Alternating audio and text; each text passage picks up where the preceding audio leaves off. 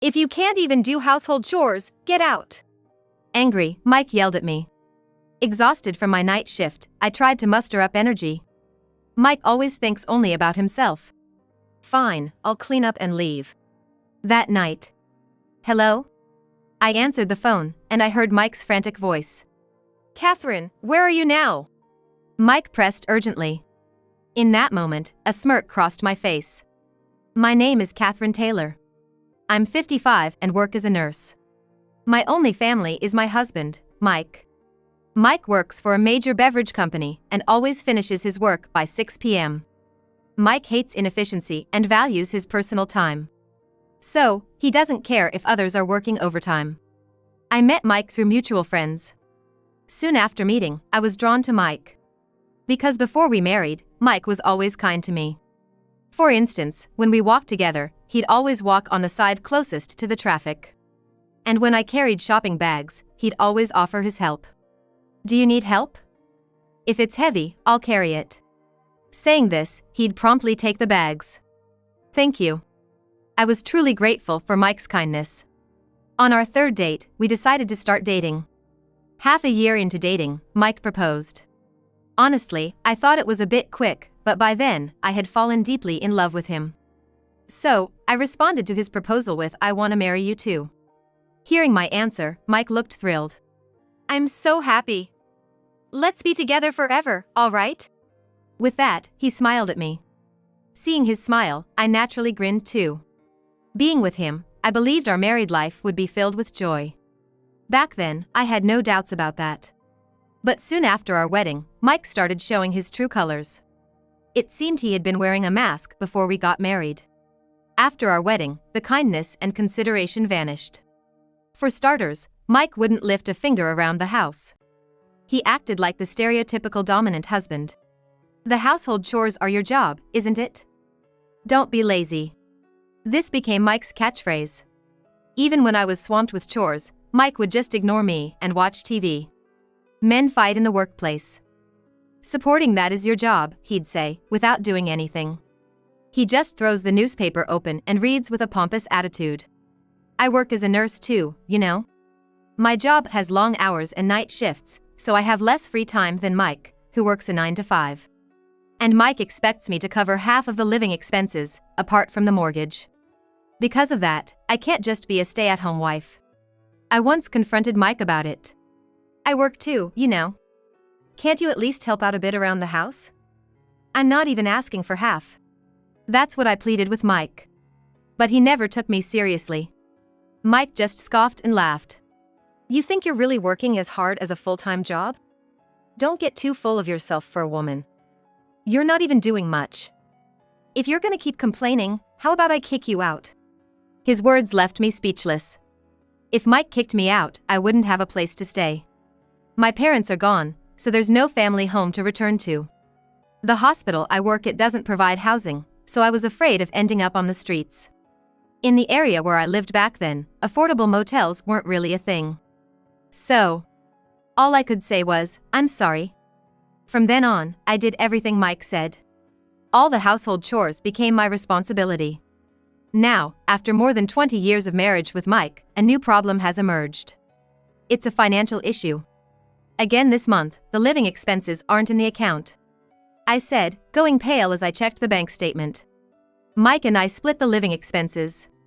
We both contribute an equal amount to a joint account, and from there we pay for utilities, groceries, and the like. Mike took care of the mortgage entirely. Until recently, this system worked, but now there's a problem. Mike stopped contributing to the living expenses. One day, the property management company informed us that they couldn't process the rent payment. When I checked, Mike's half of the living expenses hadn't been deposited. I assumed he had just forgotten, so I casually asked, "You haven't transferred this month's living expenses, have you?" He didn't seem concerned at the time and just replied, "Oh, I forgot. Can you cover for me just this time?" So, without any suspicion, I transferred the missing amount from my savings. But when this kept happening, I grew suspicious. Something's off. It was also a big strain on my finances to keep covering for him. Finally, I decided to confront Mike. "Mike, the living expenses haven't been transferred again this month. Mike, who was watching TV, looked back at me and casually replied, "Cover for me, will ya? I'm watching a good part here. Don't interrupt." Then he went back to watching TV. After a while, I heard Mike laughing loudly at the TV. I reached my breaking point. Enough is enough. We're talking about something important here. I can't keep covering the living expenses for you. Please, just transfer the money. I shouted at the top of my lungs. Suddenly, the once calm Mike burst out in anger. He glared at me fiercely and said, "Don't you ever think about treating me with respect? All you talk about is money, and you've got to learn when to stop joking around." Mike said, his face flushed with anger. I was taken aback by Mike's sudden outburst. After all, it was Mike who suggested splitting the living expenses in half. So, I retorted, "What do you mean by respect? You work for a major corporation, you probably earn more than me, right? What are you spending all your money on that you can't even cover living expenses?" I asked Mike.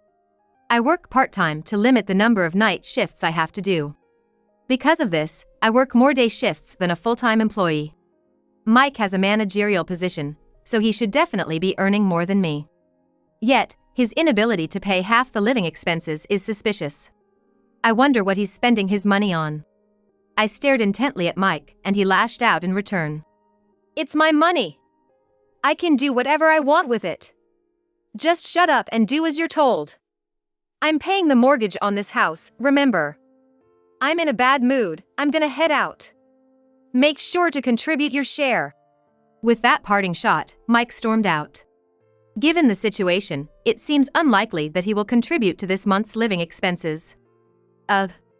The uncertainty, with no end in sight, left me sighing. Ever since, Mike hasn't been contributing to the living expenses. It's been over a year now. Maybe this marriage has run its course.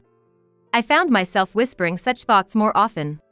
Mike and I have been together for over 20 years. There's affection between us, of course.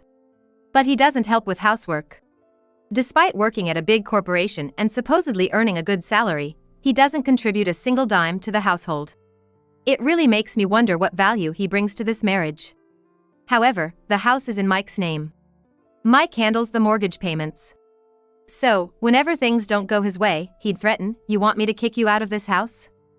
Is that what you want?" He probably knows that'll keep me in line. If it came to a divorce, it's a given that I'd be the one to leave. With no family to turn to, I'm at a loss for what to do.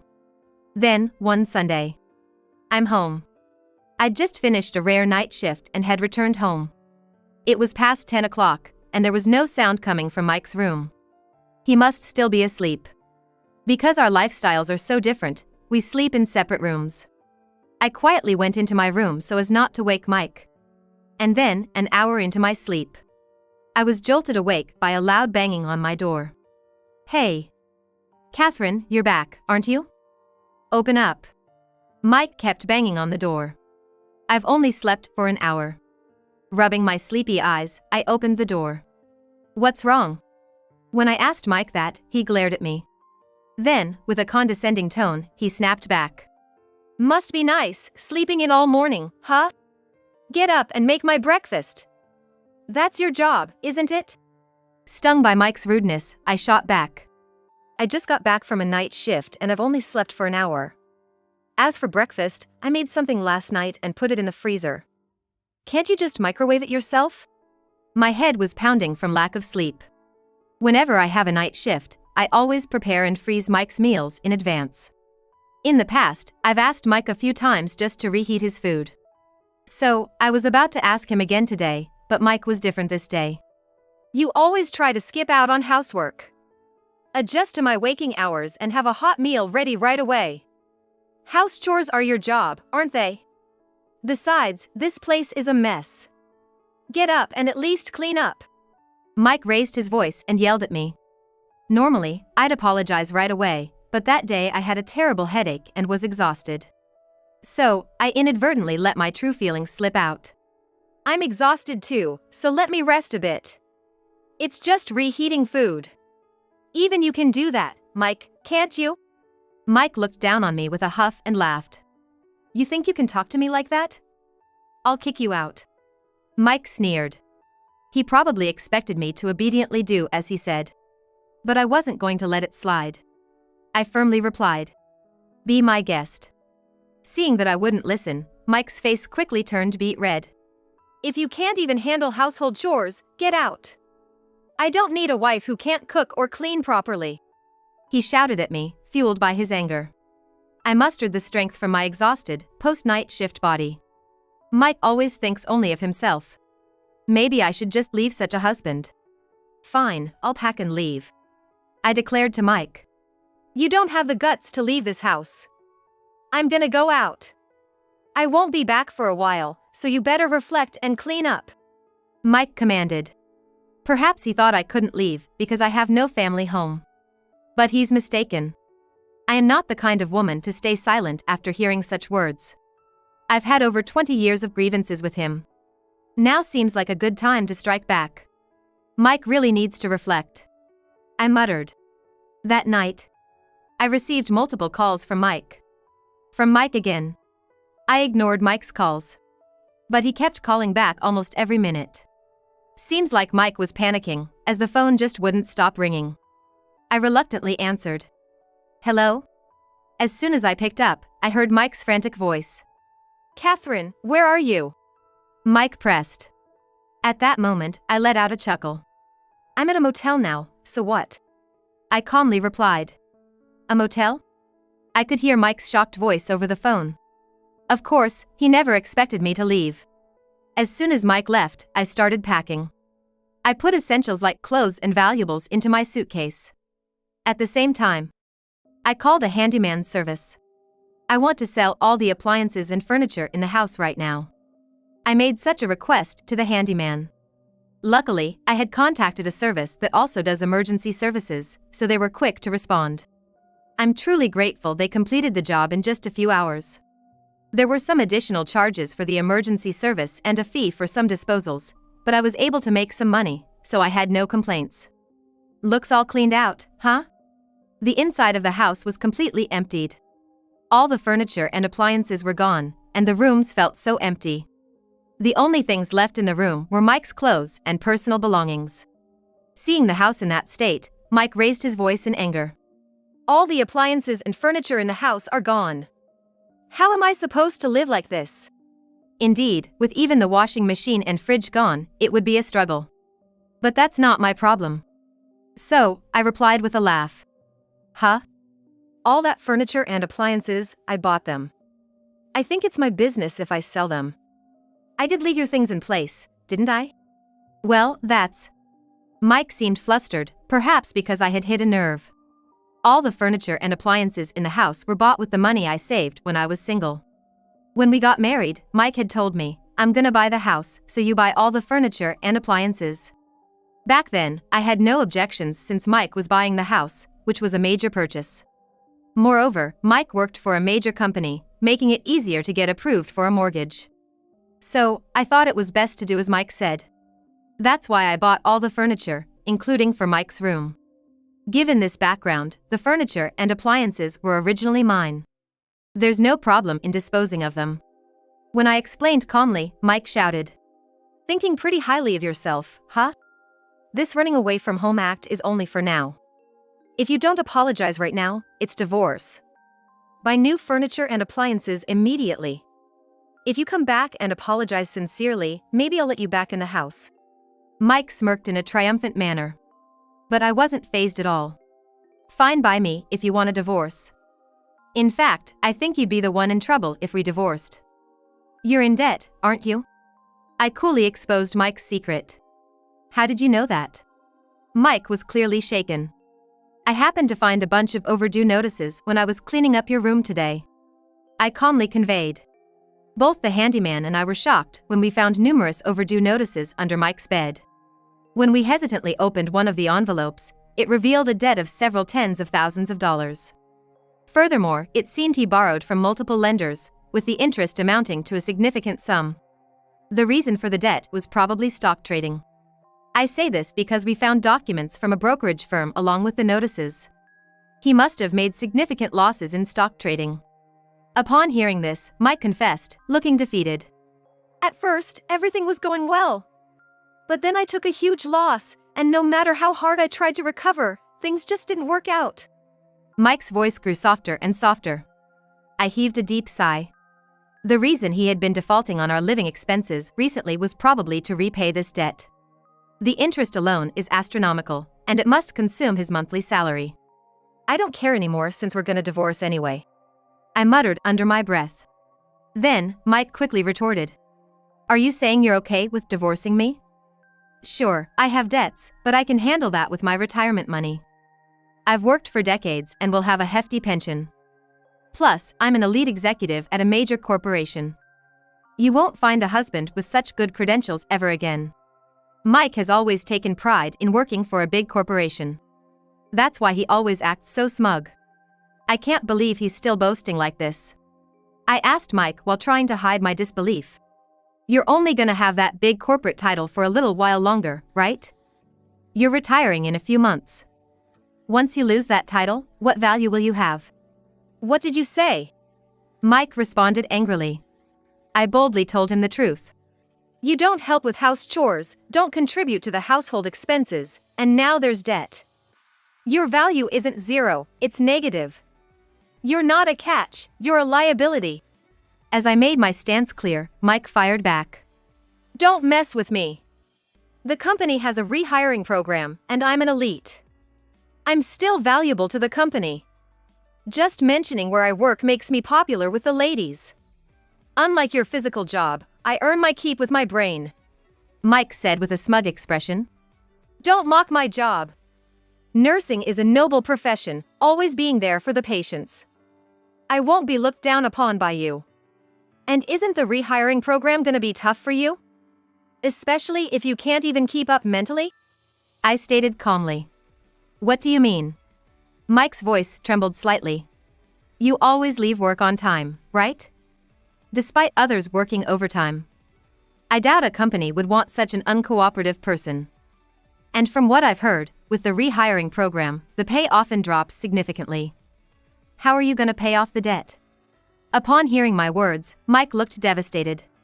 Seems like Mike didn't do his homework on the rehiring program. I saw some documents about it in our room, and with Mike's current conditions, it's gonna be tough. Especially regarding the pay. I was surprised Mike hadn't looked into it and was aghast at his naivety. What will happen to me if the rehiring program doesn't work out? I'll lose my title as an elite at a major corporation. Mike's confident tone was gone, replaced by a weak and desperate voice. That's not my problem. And by the way, I've been working part-time, but from next month, I'll be working full-time. I don't need to look after you anymore. The retirement age at my hospital is 70, so I've got a long time to work. As I distanced myself, Mike's voice grew desperate. You got a full-time position? So, you'll be earning more than before? Mike asked with hope in his voice. Well, yes, I'll be earning more. Plus, I'll get bonuses. As I answered, Mike desperately said, I'm sorry for everything. Let's start over. With just my resources, I can't pay off the debt. It's too late to find another job elsewhere at my age. Please help me. Mike's sudden shift in attitude took me aback. I'm not going back to you. It seems you're just clinging to me for your own benefit. I rejected Mike. Don't say that. We've been together for over 20 years. I need you, Catherine. If things continue like this, I'm gonna be in big trouble. Are you saying you don't care what happens to me? Mike appealed with tears in his eyes. Seeing the future without his elite title, facing a mountain of debt, he must be desperate. Probably, no one else can help Mike but me. Yet, I felt no pity for him. I don't have a shred of pity for Mike. Emotionally, he's already a stranger to me. Just like how I struggled for over 20 years, I felt like it was Mike's turn. We'll go through the lawyers. I just wanted to say that, and I hung up the phone. After that, our divorce was finalized smoothly. I believe things went smoothly because we went through a lawyer. Mike is easily swayed by titles and authority. So, in front of an attorney, he probably couldn't put up much of a fight. Plus, Mike had something to feel guilty about. In fact, I later learned through the attorney that Mike's actual debt wasn't just a few $1,000s. Beyond the collection notices I saw, he seemed to have several other debts. According to the lawyer, Mike is going through bankruptcy proceedings. It seems he's reached a point where he can't repay. Soon after, his company found out and Mike got the boot. Mike had been defaulting on his loan repayments. Of course, he hadn't been paying his mortgage either. It seems he had been using all of his salary on gambling instead of repaying his debt. So, he hadn't even been paying the interest. Mike apparently thought, I'm gonna increase the money and repay all the debt at once. As a result, his company began receiving collection calls. More than once. With all these disruptions, they decided it was best to let him go. I'm really glad I divorced Mike. I've received several contacts from Mike, all through the attorney. Currently, due to his bankruptcy, Mike has had to give up his house. Mike, having lost his job and everything, wants my help. It seems he's in quite a tight spot on his own. Of course, I've politely declined through the lawyer. After all, Mike and I are already divorced. I really wonder how he can even think to ask such a thing now. Since then, I've continued working as a nurse. The recent change is that I moved closer to the hospital. In fact, I bought a small apartment. It's an older building, so I got it for a real bargain. This apartment is my own little castle. There's no fear of being kicked out by anyone. That alone brings me a lot of comfort and happiness. My current joy is looking for cute furnishings that match my apartment. Today, I'm using my day off to visit some home decor shops. This is so cute. I found a delightful candle that made my heart flutter. There might be more challenges in the future. But I have a place to come home to. To protect that place, I'll keep working hard every day. That's what keeps me going.